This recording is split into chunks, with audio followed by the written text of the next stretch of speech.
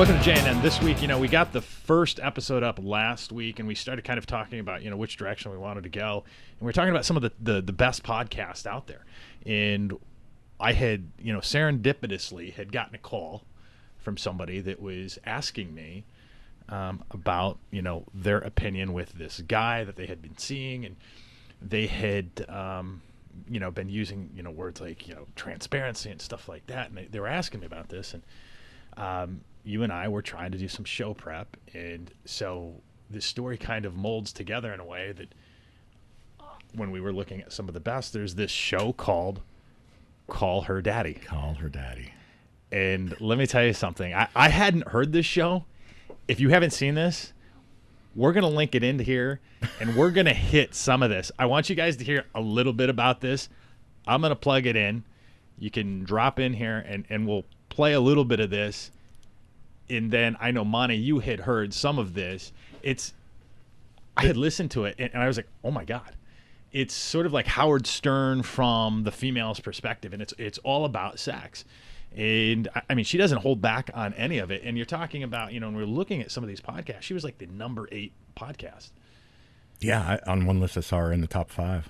Yeah, and I couldn't believe it. And I had thought that, when we start looking about all the things that are going on and which directions that we want to go, you kind of look at, what is really good out there, especially in the podcast world. That is kind of one of the interesting ones that I always thought that, at least from a guy's perspective, right? We talk about all these things, and we talk about all these dating apps, and we talk about all the things that happen inside our life. It's nice to hear, the other perspective, because a lot of times, we don't talk about as guys, especially with the detail, some of these girls. And, the Call Her Daddy thing is unbelievable. If you don't know the story behind Call Her Daddy, it's part of Barstool Sports. And so she kind of started over there. And I don't think she has a ton of episodes up. I think she's got, about 500,000 subscribers. Yeah, she has 105 episodes. Yeah. And it's not, I think she's been around, a year roughly? Is that – anyway, I don't know the whole story because I just heard one episode of it. And when I heard one episode, I was like – this is actually really good. It had me blushing at the Roman commercial. I was like, wow. Let's play that commercial right here. Oh, boom. You're fucking splooging in that pussy. You're splooging in that asshole. And it's like a disaster. You have no dick game. So when I heard that, I was like, what is this? what am I listening to? And I'm telling you, it's awesome. And here was the thing. So I get this call, and she's talking to me about this guy that she's trying to see, and he's talking about, his girlfriend's coming down to see her. and so I was confused. I'm like, wait, what's going on? Because you're trying to explain to me this guy's coming down, and who's he staying with, and this girl. And so I kind of get it all sorted out. And finally at the end, the guy's somewhat living down there, and he's having his ex-girlfriend come down to stay with her. Wow.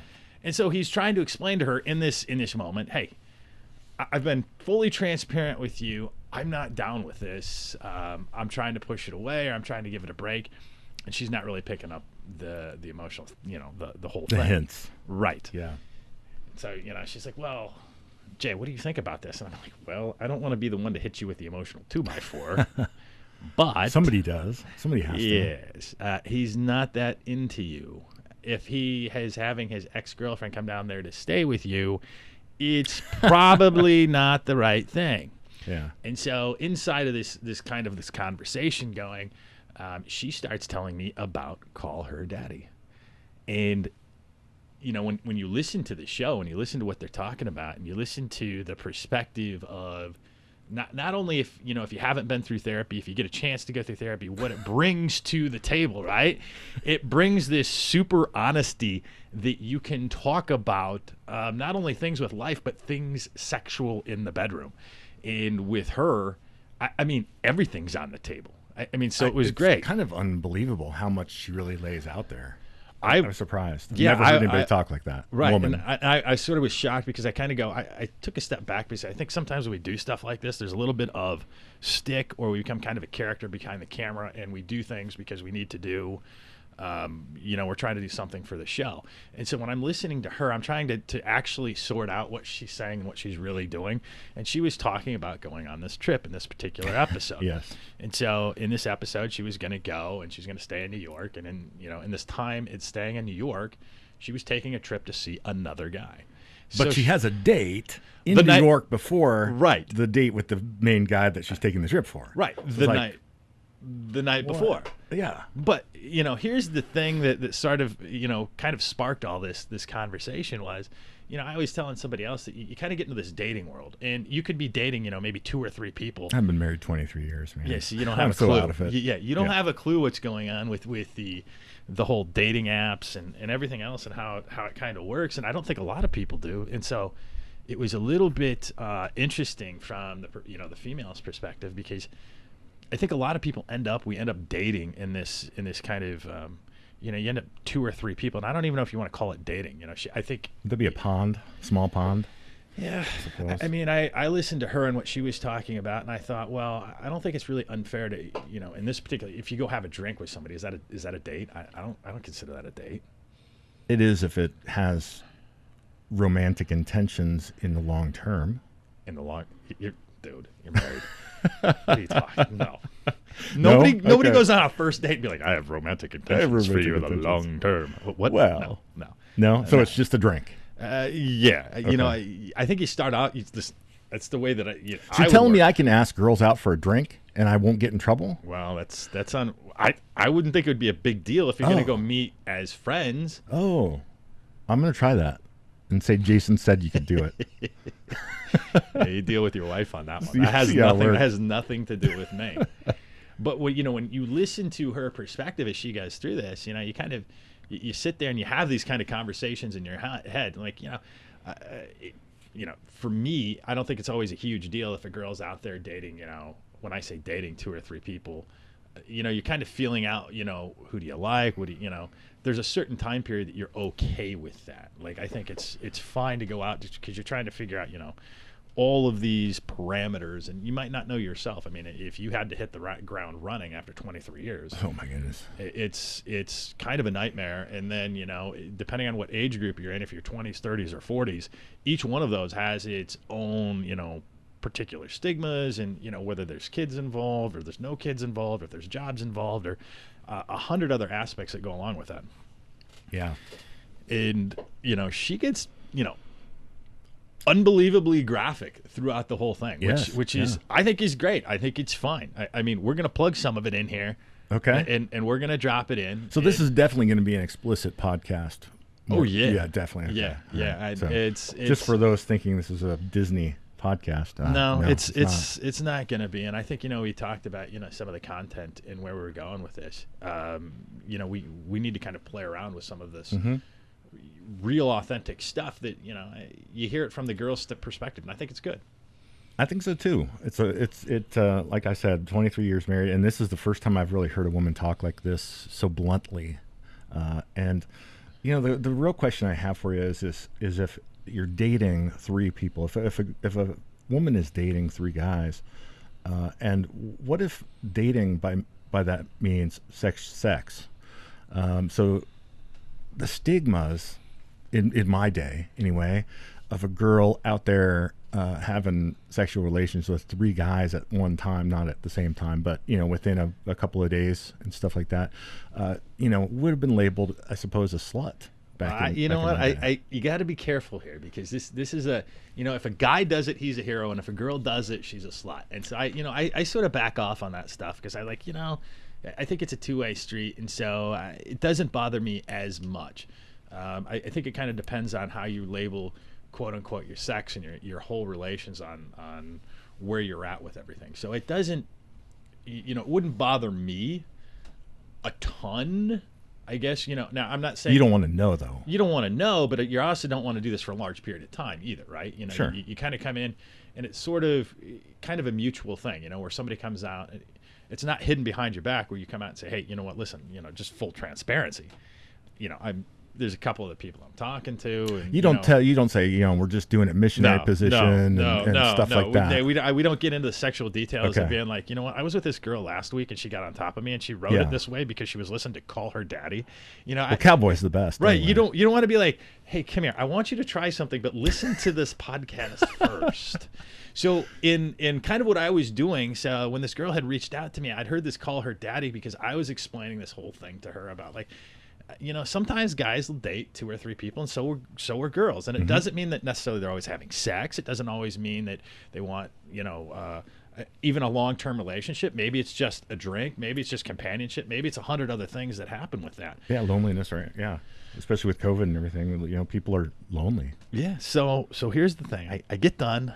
We have our chat, and I get up the next morning, and I'm doing our show prep, and I'm trying to think about what we're going to talk about and how we're going to forge everything. And so I get to the Call Her Daddy stuff, and I get excited because it was very relevant to the conversation that we have. So I take it, and I copy it, and I send it to her. And I'm like, yes, this verifies exactly what I was going to hold on and wait for this, because I didn't look at the title when I sent it. I didn't look at the title when I sent this thing. And on the title when I sent it to her, right at the top, it says, Roadmap to His Asshole. And Wow. Oh, no. She probably thinks you're hinting at something there. I'm like, here I go. I just sent this. We just got done talking, and we just had this conversation about dating multiple people, and I now send you Call Her Daddy, Roadmap to Her Asshole. I got to tell you, that title, it grabbed me too. Yeah. Yes. I looked at that, and I'm like, oh. Man, there's no way out of this one. Did she listen to it? You know what? I'm not sure she got the link because I never got anything back. Or maybe she did get the link and saw the title and be like, what type of damn freak are you? Like, what's wrong with you? Yeah. You might have one less friend then. Yeah, I probably won't get a phone call back on that one. So I was just like, yeah. But we weren't dating or anything. She was just calling me as, hey, what do you think's going on with this other guy that I'm seeing? And, Well, that's a weird pretense to begin with. I mean, why is a girl that, you may have interest in, may not, asking you for relationship advice about another guy? Well, she wanted to begin. That's weird. Well, she wanted the guy's perspective because the guy was using kind of these hot words like transparency, right? And, I just kind of went, oh, really? I have to explain this? Like, if a guy's looking at you and starts using words like transparency, it means he's not interested, or he's saying 3 other people, or he's going to send you a podcast that says Roadmap to Your Asshole. Yes. So there you go. I kind of looked at that, and after that conversation, I'm like, oh man. Maybe you should have blurred that, or I don't. something. Maybe I should have read the title, but it was sort of, you kind of get into. You got into the podcast and, the Call Her Daddy thing. And I had heard, a lot of girls love that show. Believe it or not, it's a whole thing. I mean, ironically, episode 105, which is the one right out after the Roadmap to His Asshole, is titled Goodbye. Oh. So maybe it's a goodbye thing for her now. And she can send that back to you saying goodbye. Thanks. I don't need friends like you that say Roadmap to my asshole. Yeah. It's not the type of person that I'm looking for exactly. So it is a catchy title. I have to be honest, I didn't listen to the whole thing. It was a little much for me, I guess. Have you let your wife listen to that yet? I didn't even tell her about it. Well, you need to tell her about that. You need to tell her about that. You need to be, you know what? You need to text her Roadmap to Your Asshole and then see how that one goes. After 23 years, you're the one that should be sending that text to your wife, not me. Like, you send it to your wife and be like, hey, check this out. If I send it over to her, she's like, oh, yeah, Monte, why is Jason sending me this? I'm typing right now. I'm sending it to her right now. Oh, well, that's great. We'll see how she reacts to that. Live.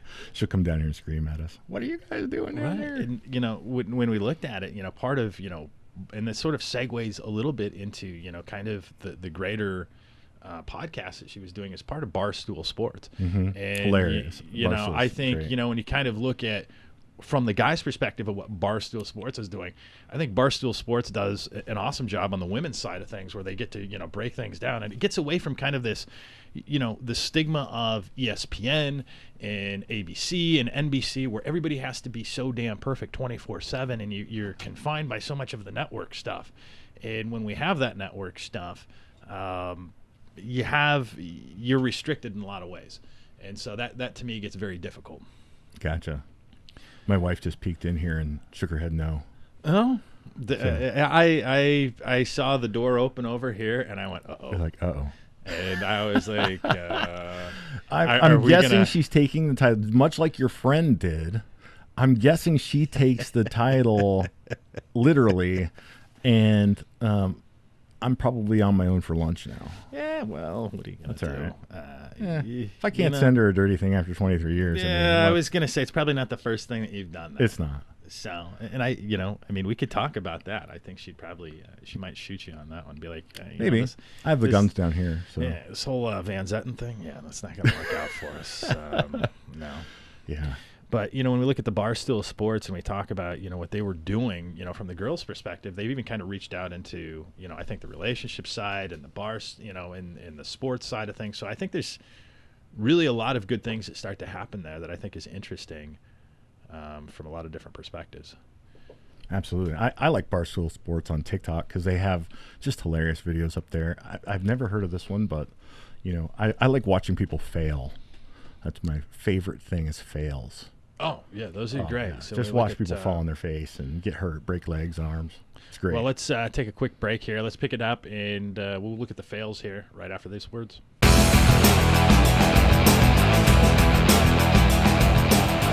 All right, welcome back to J&M. I thought I'd just sneak ahead of Jason and do the intro this time. Yeah. Hey, so we were talking about fails, and I always love to go to YouTube for the fail armies. Yeah. I mean, the fail armies are great, whether they're always, snow, animals, whatever the case is.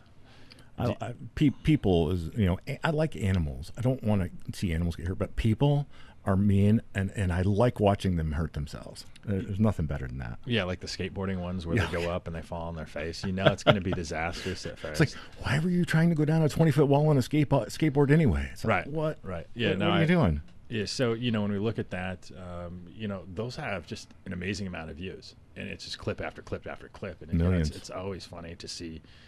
It's sort of like getting kicked in the groin. No matter how many times you see it, it's still funny. It is, yeah. But it's not funny to get kicked in the groin. It's funny to watch somebody else get kicked in the groin. Right. If somebody just runs up and kicks you in the balls, that's funny to me.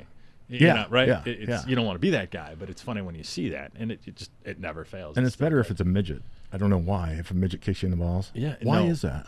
You know what? I think there's a lot of things that I don't know what it is with midgets, and I don't know if you can say midgets anymore. I keep saying this. I'm like, I don't know how long we're going to be on. I'm going to say midget before we get banned. I'm like, we're going to get banned. It's not a negative thing. It's a positive. People like midgets. That's just the truth. I do. At least. Are you going to try to spin it that way? I'm like, you know what? Because we think you're awesome, we get to call you midgets. That's right. Not little people, not dwarves, but. I mean, you can call me giant or obese or whatever. Yeah, I don't care. You're a fairly big guy. Yeah. You're what, 6'3", 275? Yeah. Hooah. Yeah. Starting to work out. So as far as your fails go that you find on YouTube, is there anything there that you actually follow, or is it just stuff that you go out and yeah, trampoline fails, I think, are the best fails. Watching somebody go up an unnatural amount of altitude and then come back down to earth and then screaming away. I mean, you can't beat that. Yeah, the trampoline fails are always good. Our insurance agent, actually, we had a trampoline, and our insurance agent, they were trolling the neighborhood or spying on us or whatever. But we had one without a net around it. They knew that somehow, and they sent us a letter saying, if you don't get rid of your trampoline or put a net around it, we're canceling your coverage. We were like, wow. Wait, they sent somebody out to go evidently check they out did. The house? Evidently they did. Yeah. Or looked on Google Earth or something. Is that a yearly thing with it? I don't know. I was really shocked. I was like, how do you know we have a trampoline without nobody jumped on it. So we ended up giving it away. But our insurance agent knew we had a trampoline with no net on it. My son has wanted a trampoline forever. And, every time I look at those and what the insurance rates are with the trampoline, I have no interest in having a trampoline. I have no interest in dealing with not only the trampoline insurance, that my son is going to go do a backflip, 10 feet and break his neck and all the other stuff. Yeah. And I know everybody's like, go get the net. And I'm like, I don't want to do it. The net helps. I watch, we get a nice view of our neighbor's backyard from here, and you can watch them take a header once in a while. But for the most part, the net, No, I don't spy on my neighbors, but the net does help. I sit here all day long and I wait for those damn kids to go hit that trampoline. I'm like, yes, it's a header. Yes. I've got a new 1 million view YouTube coming up. If Take only a I header. filmed it. Yeah, I'd have to ask her permission to film it. Just put a camera over there. It's public property. Just send it in there and be like, yeah, nobody's going to notice. Yeah. So, you ended up giving it away. Is that what you said? We did, yeah. Yep, we gave it away. We just put it out on Facebook. Come and get it for free. Some of the things that I've seen people do to try to get around that, and I don't know if it really saves anything one way or the other, but they're starting to sink those trampolines down in the ground. Thought about that, but I'm too lazy. Yeah, well, then you've got this massive pit that fills up Yeah. with either mud or rats or everything else. And still, I think, when you, at the end of the day, you still have a kid, that's bouncing up, 4 or 5 feet that's going to still end up There's still on the ground. velocity. You're still cutting it down by half, but it's also not as fun. I saw that and I thought it was a right. great idea, and I was like, oh, what a great idea. And then I jumped around. I was like, well, this just feels dumb. Like not having that actual elevation on the rest of the trampoline, it just doesn't feel right to me. I suppose that's probably what it feels like on the moon. You just get an extra little bounce. I don't know. So we were going back. Let's dip back over to some of the Barstool sports stuff. We were talking about even Colin Cowherd there. Colin Cowherd has some big announcement that's supposed to be coming up. I think either this week or next week, and he was talking about going to Barstool Sports. And what I had liked about that, and some of the things that we were trying to develop, especially on our podcast, is what type of content are we going to do? How are we going to work the different types of content that we are going to have? Where are we going to go with this? And I think there's a lot of different ways that we can go. But when you look at Barstool Sports, it used to be Barstool Sports really has become what ESPN was in the 80s, with today's relevancy. Now that we have all these other forms and you're not being so confined by i.e. a cable network or a network or, even massive amounts of corporate money that say this is the way that you have to play. I get it. If that's the way they run the network, that's not a problem. I understand. But when you're talking about, a ground show like where we're at and we're trying to build and we're trying to do different things and we're trying to play different angles, I mean, having those confined boxes for us would be a bad space. And, when we started talking, we had decided, should we look at some of the radios? Should we talk to some networks? And we kind of bounced that around. And that wasn't something that I was really interested in because I've been down that road, not only with radio and network, and I know you have too. We wouldn't last long on the radio. We'd get fired real fast. Yeah, and I think you get into some of this content where, when we call her daddy, it's much more relevant to people rather than I think people are really sick of the main network stuff prepackaged that you have to be this 1950s mom. Mm-hmm. And I think when you look at Call Her Daddy is a perfect example of that, when they're getting explicit about exactly what's happening in the bedroom and they can lay it all out there. And you can listen to, most people now have headphones on. You don't know what you're listening to. So it's a way to, take in information that you wouldn't necessarily hear from everywhere else that nobody knows that you're listening to. It's a secret. Yeah. Incidentally, her podcast is on the front page of barstoolsports.com, so it must be a huge hit for them. Well, I think it would have to be. I mean, we were talking about, you said what? Top 5 is top the list that's 5 on or there. Yeah. top 8.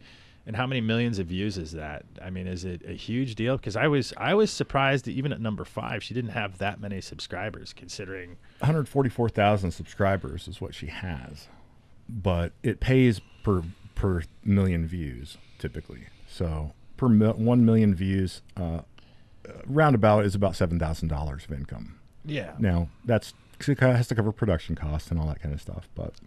And that's always that's tough. a significant amount of money. Yeah, no, I think it's an awesome achievement to be able to pull something like that off. Mm-hmm. But what we don't have, and what's nice about when you have the networks or you have the radio or you have that platform, even like Barstool Sports that's been built up, is the fact that you have that massive launch into 100 or 200,000 people right off the bat.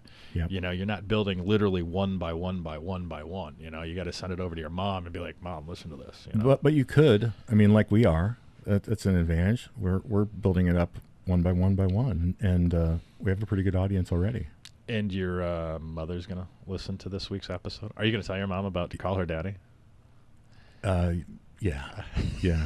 I'm not going to tell her about it, but I'm not going to tell her not to listen to this episode. When we had talked about that, you had heard that, and I think your jaw was like, "Holy shit, Jason! Yeah. What what the fuck did you just send me? You're gonna get me in trouble.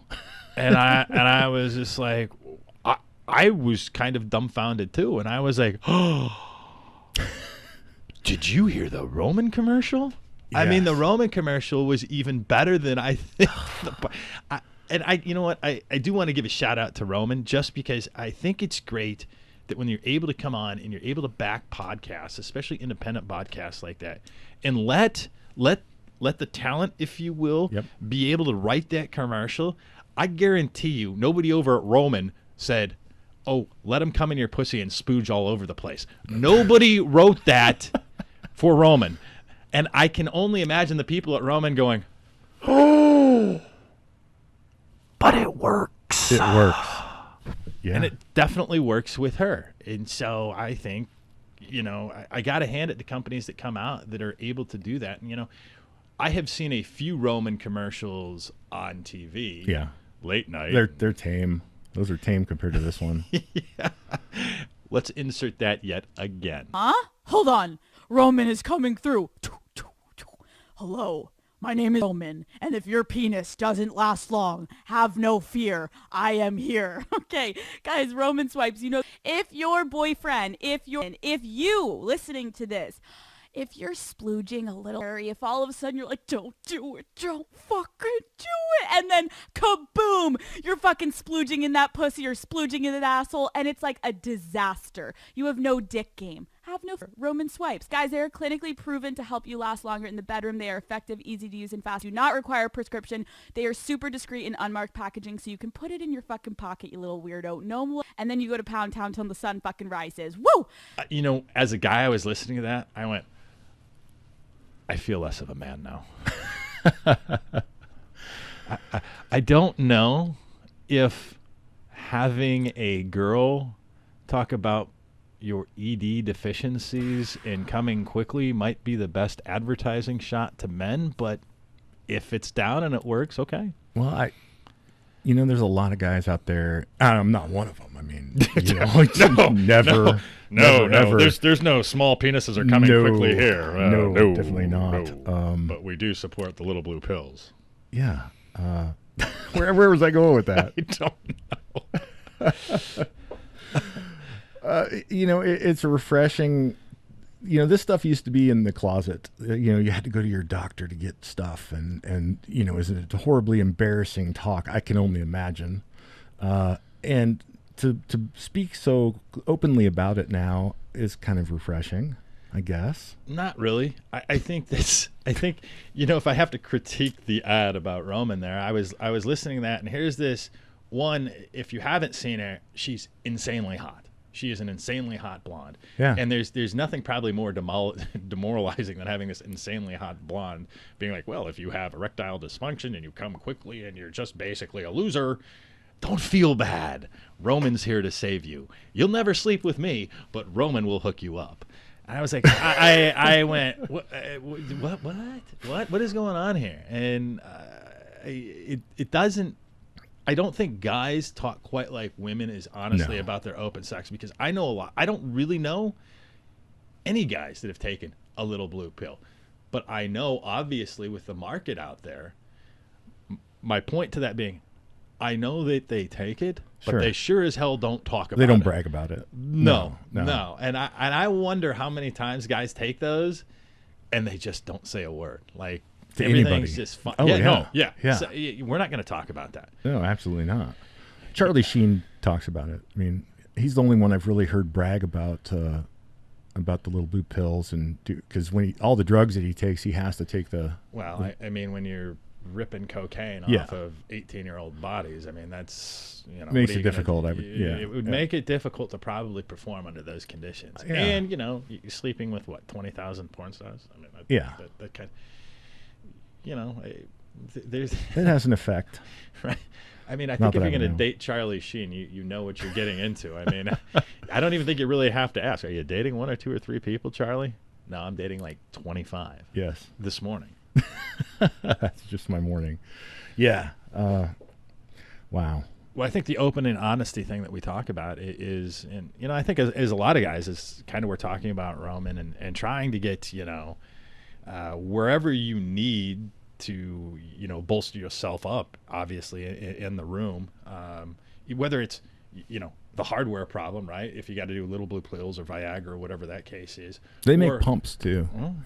Or what I'll consider to be the software problem, the stuff in your head and communication, everything else. Those two things, both the hardware and the software, for guys, we don't really talk about. We never have. And I started going to therapy a year ago, and it was probably one of the best things that I've ever done. And I was one of these hard ass guys that I'm not going to therapy. The hell with this. And I didn't have a bad family. I didn't have anything like that. It was just to a point where you get so stressed out with work and you've done everything so far that you just literally hit a wall. And just having beers and just having these conversations with guys, that just wasn't doing it anymore for me. And I don't think, we come out and we kind of, open ourselves up. And to be able to have that communication skills and be able to bust through in a way that to your significant other was just a huge deal that, I think a lot of guys are just missing.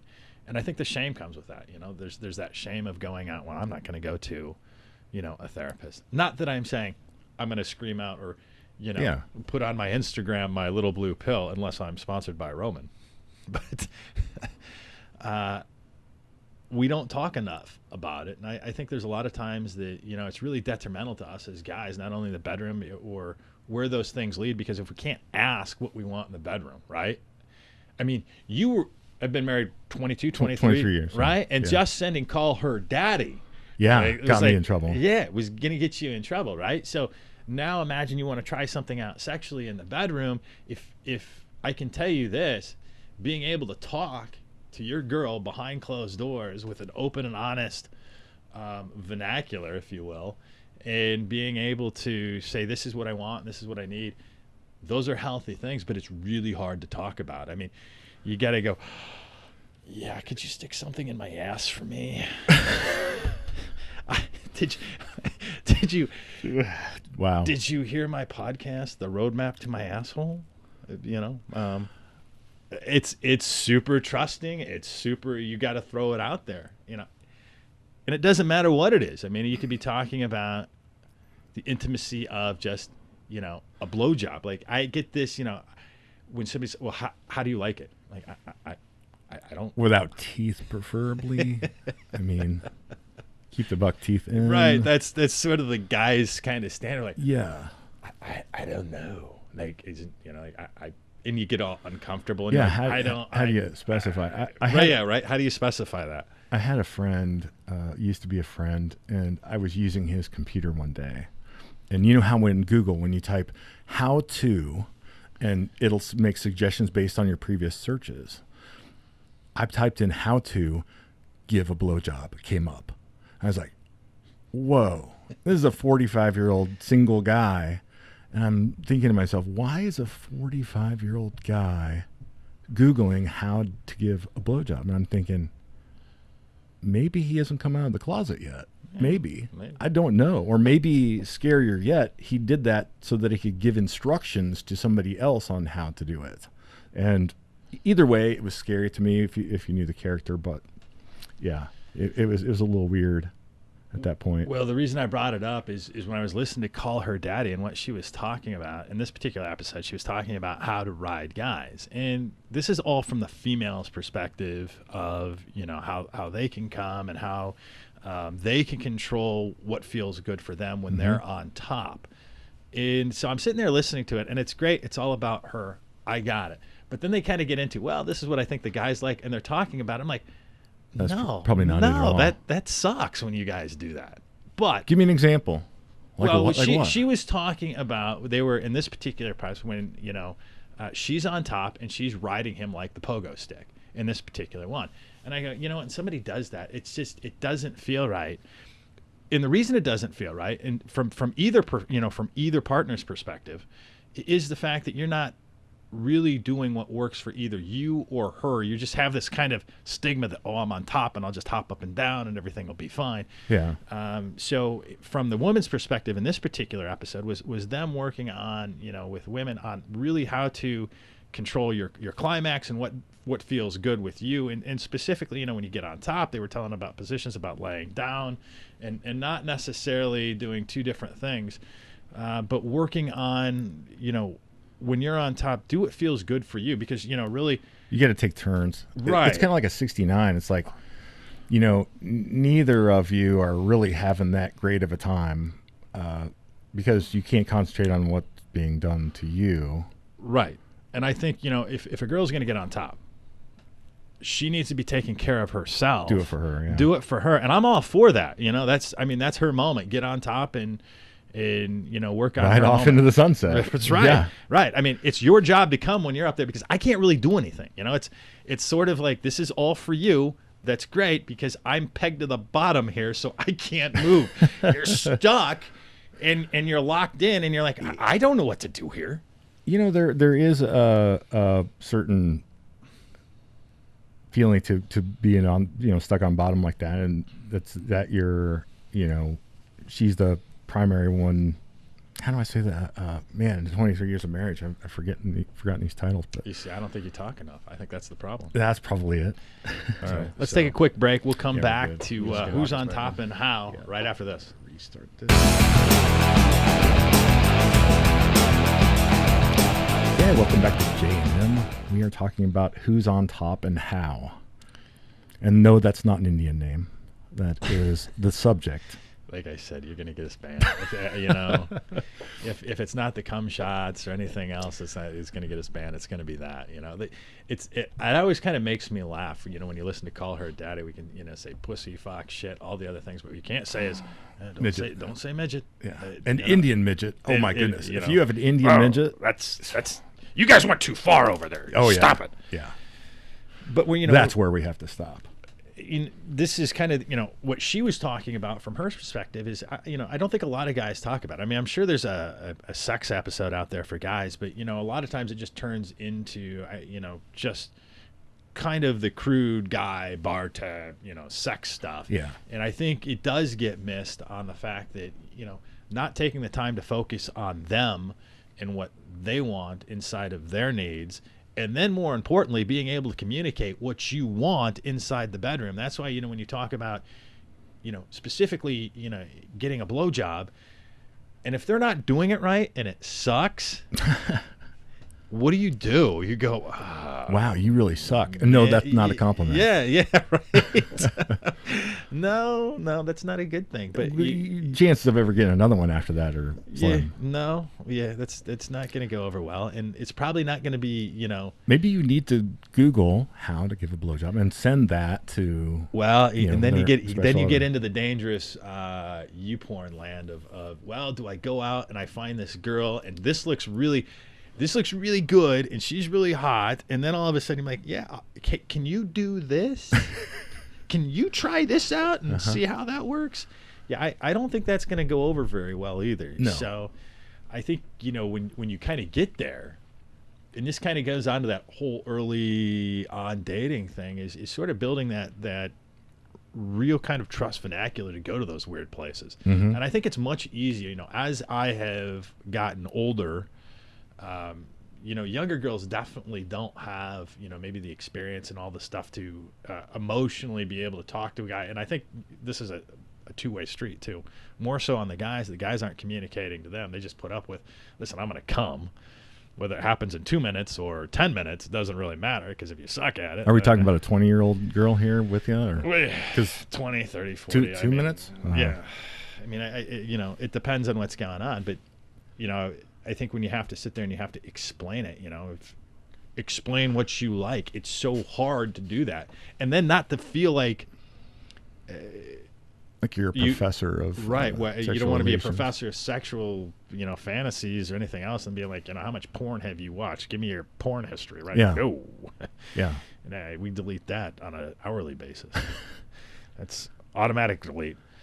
It's very difficult to sit there and have those conversations. And I think you have to. So many times, How do you start that? How do you start that conversation? That's what I'm curious about. I go up to my wife is already mad at me over sending, and maybe it's because I said Jason said to send this to you. I said Jason says to send to you. that could be part of it. Yeah. Well, you know what? Somehow I'm always the brunt of everything. It's Yeah. always. You know what? It was Van Zetten was behind this, wasn't he? I did that so that I could blame you should she become enraged. Yeah. So how do you start the conversation? Well, I don't think you start the conversation of this sucked, and I think. I think it's even harder. Here's the harder thing. How do you start the conversation? If somebody's not good at it, then how do you bring it up to them in a respectful manner, being like, listen, because you know that she wants to please you. I mean, it's not that she's not wanting to do that by any means. It is something that, she wants to be good and she wants to make you happy. So you go, and then you don't want to hurt her feelings by any means. So maybe it's just like anything else. You're supposed to, instead of responding to people with a negative, you respond with positives, and you be like, the thing you did with your throat or your lips or your tongue was really good. Can you do that more?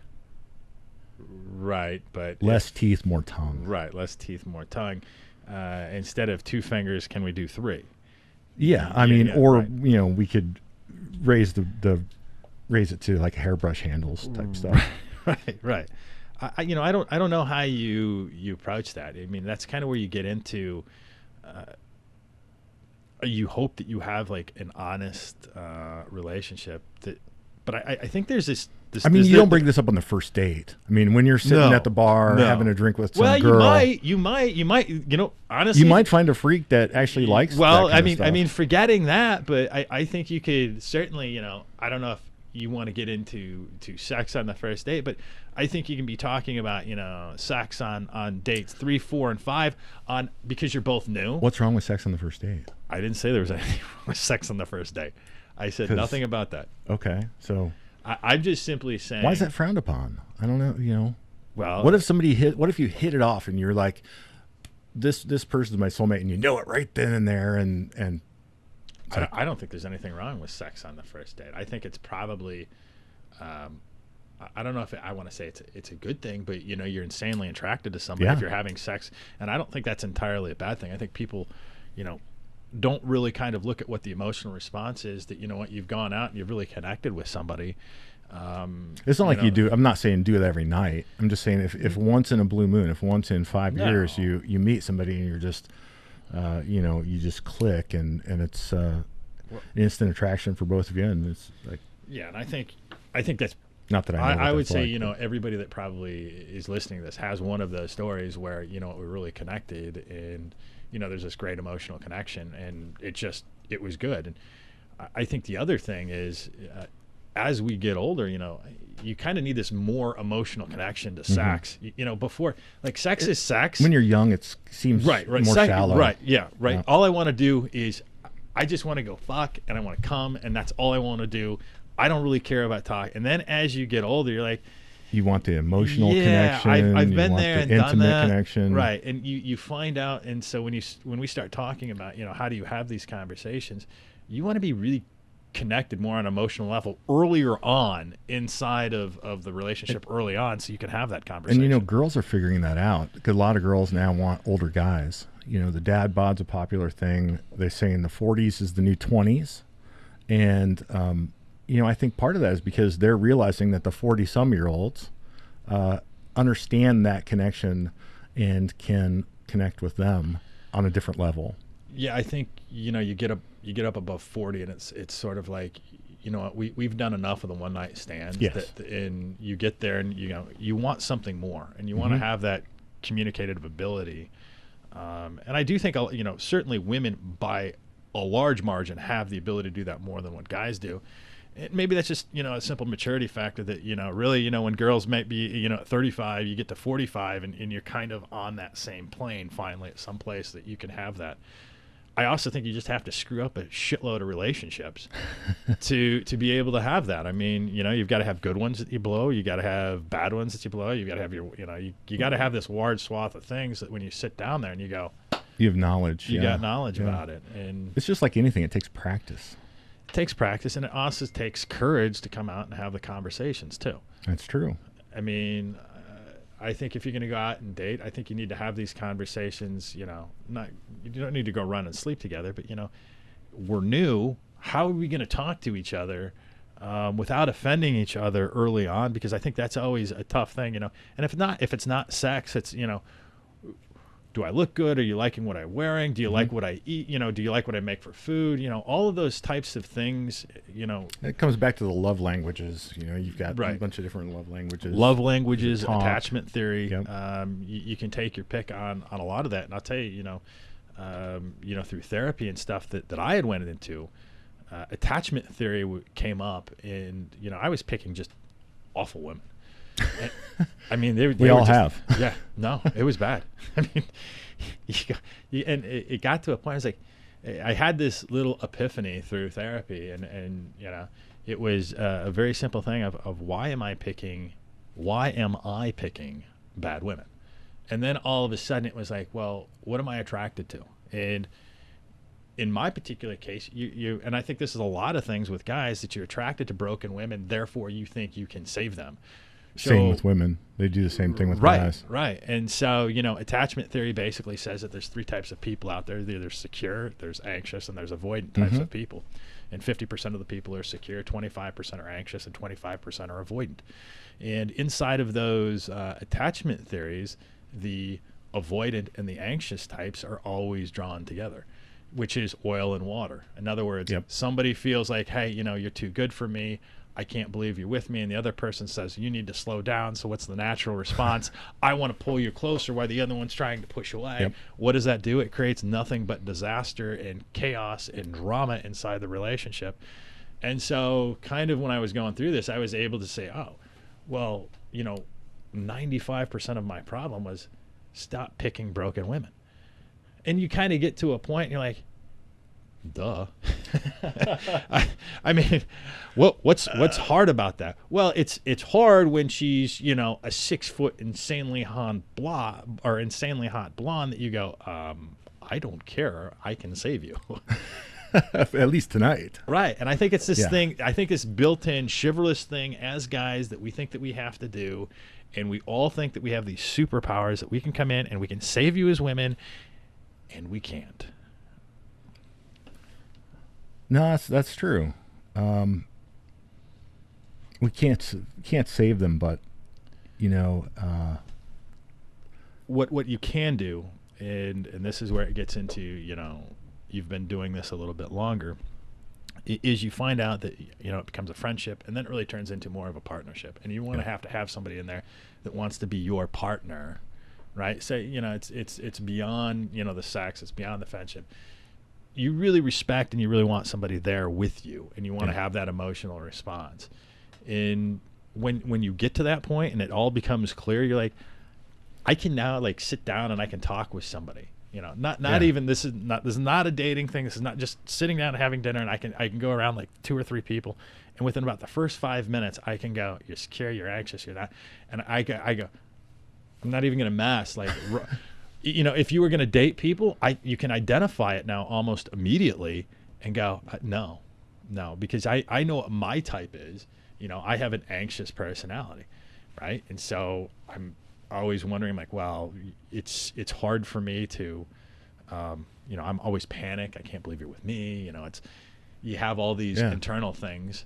But the other 50% of the people are secure, so you can go with that. You just want to make sure, from my perspective, that you don't end up with somebody that's avoidant, where they're saying, I need Pushing space. away. Yeah, I need space. Don't come too close. They're always, kind of create a critiquing vortex you. of- Right. yeah. They're always making lists in the back of their mind about you. They're always being like, this is what's happening, and that, you're not paying attention to that. And so when you don't pay attention to those types of things, you end up in these shitty relationships, and you don't ever really analyze why we're doing what we're doing, and we just haven't stepped back. And I need to go to therapy, I think. You convinced me, because you're talking about things that I guess I haven't thought of.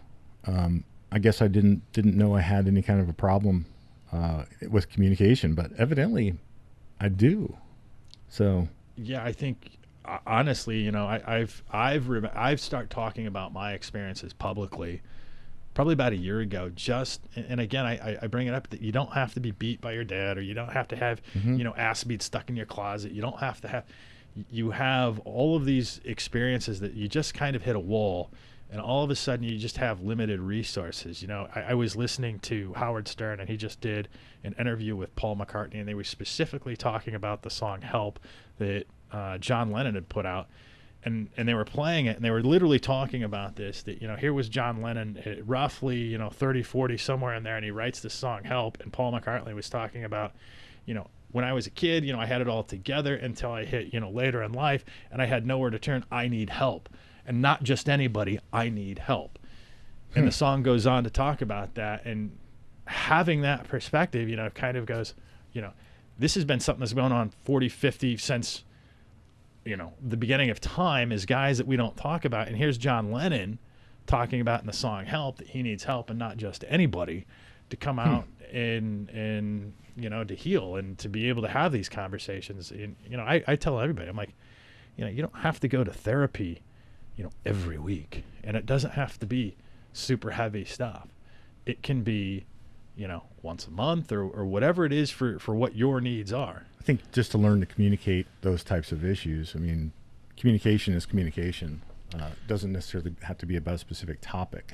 And I think where I found it insanely important, a little bit too late, you know, you've sort of gotten through, because, but look at how many people split up, whether divorced, they've been together, whatever, around 10, 11, 12 years. Yeah.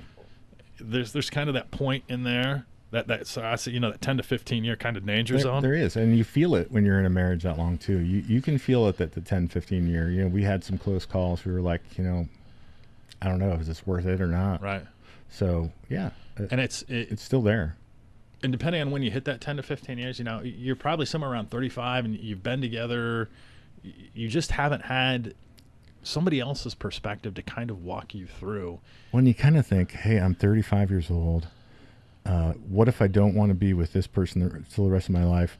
Now is a good age to get out in that dating world again. And I'm telling you, it's not. I don't care what you're thinking at the time. It's not. Dating is horrible. I can't even imagine going through that again. But yeah, you definitely feel it at 35 years old. And Question whether it's, you know, you can take that whole swath. I would say probably even 35 to 45, both men and women in there. And I think it's really important for guys to go out and, you know, if you can, see a therapist. And, you know, I'm just going to make a plug that, you know, if you're out there looking for help, you know, where I started is I went to a place called Psychology Today. And you kind of put in a whole bunch of different parameters in there. You know, I'm in this zip code, and there's all sorts of different therapies, which is sort of tough. I mean, we could do a whole different topic just on this, but, you know, if you need a place to start with Psychology Today. You can put in your zip code, and, you know, you can do enough research on your own to figure out all the, you know, there's 30,000 different acronyms that come with these guys. Yeah. And you can start filtering down and drill into what it is that you're looking for. And, Absolutely. You know, in my particular case, you know, I specifically looked for a hot, younger therapist that had 10 or 15 years. You know why? No. Because I knew that I had, just like you, sitting there talking about how do I give a blowjob, or I'm about to take this terrifying step to go see a therapist. If I'm going to do this, I want to be full on terrified that this is really going to force me to sit there in front of a girl that is hot, to spill your guts about all the stuff. That sounds brutal. And because of that, I'm able to have the type of, at least the vernacular, I think that has made me a much better man and have these type of conversations than... I'll tell you, this is an uncomfortable conversation for me. I can see it. Like, yeah. I can see that you're back there squirming. Like, I mean, partially because some of it's hitting home, and it's a realization like, whoa, maybe I don't have that communication I thought I had. And, you know, part of it's realizing what I do have also, you know, not having to go back in the dating world. But, you know, therapy gives me the willies. I don't know. It shouldn't. I mean, 10 years ago, my wife and I did a therapy together, and I think I won You know, there's always a winner and a loser to therapy, you think, when you go into it. But yeah, I don't think we ever did get right down to the heart of issues. Yeah, and I think, you know, in your particular case, and anybody listening to this that might be thinking about doing, I wouldn't necessarily say go run to couples therapy. That's not the first step. No, go separate first, and start there. Look for what you're looking for, and just start, and that will lead to, at some point, maybe you do sit down with couples therapy, or in your case, maybe you won't need couples therapy. So anyway, Psychology Today, if you're out there listening for anything that you need help or you need a starting point, that's a great starting point. Monte, do you have anything, final thoughts here for the day? Yeah, just you know, like myself, I just realized I have to open up more and maybe reconsider the therapy myself. It is scary at first, but you know, if you survived it, I might be able to survive it also. Yeah, I still go. I go once a week. All right. Thanks for watching. We'll see you next week right here on J&M.